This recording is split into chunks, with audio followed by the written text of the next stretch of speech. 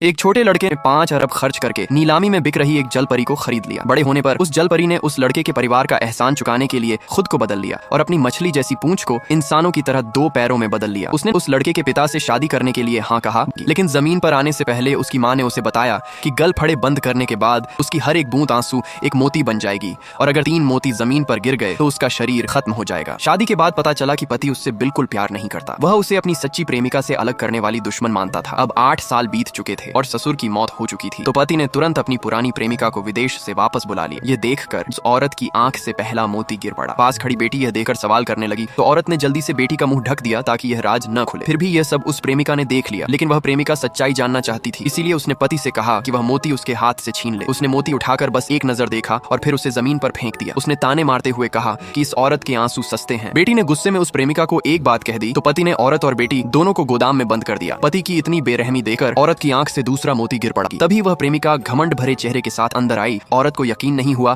कि वह इतनी बुरी हो सकती है। उसने कहा कि पति उसे नहीं छोड़ेगा, लेकिन प्रेमिका ने कहा कि पति सिर्फ उसी से प्यार करता है। शुरू में उसने उसे बस दया के कारण बचाया था, क्योंकि वह एक मछली थी। इन सालों में पति ने उसे कभी इंसान नहीं समझा। उसके लिए वह पाले हुए जानवरों जैसी ही थी। यह कहते हुए उसने औरत को पकड़कर जोर से दीवार पर पटक दिया। औरत ने गुस्से में कहा कि वह कोई जानवर नहीं है, वह समुद्र के देवता की बेटी है। दोस्तों, क्या औरत को पति को हमेशा के लिए छोड़ देना चाहिए?